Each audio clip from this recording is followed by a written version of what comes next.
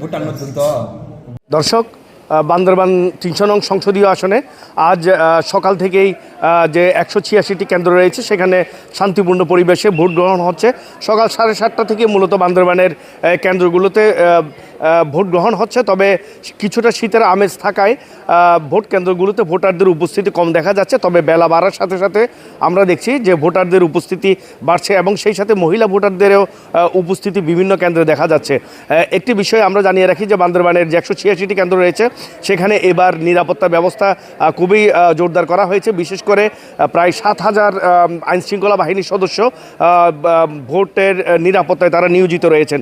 আমরা সকাল থেকেই দেখছি বান্দরবানের বিভিন্ন জায়গায় সেনাবাহিনী, বিজিবি, পুলিশ, র্যাব তারা টহল দিচ্ছে এবং সেই সাথে বিভিন্ন দুর্গম এলাকা থেকে তারা যে ভোটারদের যে নারী পুরুষ ভোটার রয়েছে তারা বিভিন্ন কেন্দ্রে গিয়ে তারা ভোট দিচ্ছেন।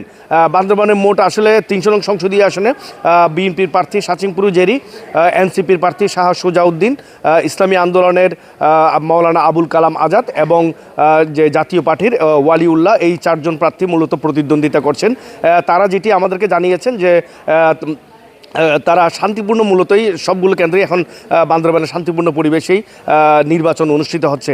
বান্দরবানে মোট এইবার ভোটার সংখ্যা হলো ৩,১৫,৪২২ জন এবং সেই সাথে 50টি দুর্গম কেন্দ্রে সেখানে সিসি ক্যামেরা দ্বারা নিয়ন্ত্রিত হচ্ছে ভোট কেন্দ্রগুলো। এবং এখনও পর্যন্ত আমাদের কাছে যে তথ্য এসেছে শান্তিপূর্ণ পরিবেশে কোনো গোলযোগ ছাড়াই শান্তিপূর্ণ পরিবেশে ভোট গ্রহণ বান্দরবানে অনুষ্ঠিত হচ্ছে। এটি ছিল বান্দরবানের নির্বাচনের সর্বশেষ তথ্য।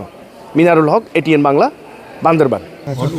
স্বাভাবিক কর্মসূত্র বহু বছর পরেই একটা উৎসাহ উদ্দীপনা সারা বাংলাদেশে এই ত্রয়োদশ জাতীয় সংসদ নির্বাচন হতে যাচ্ছে। তারই পাশাপাশি আমরা বান্দরবান জেলায় এই যে সূচনা হলো, আশা করি সুন্দর সুশৃঙ্খল পরিবেশে একটা মনোরম পরিবেশে স্বতঃস্ফূর্ত অংশগ্রহণের মাধ্যমে এই নির্বাচনটা এবং তার পরিসমাপ্তি ঘটবে সেটা আমি দৃঢ়ভাবে বিশ্বাস করি।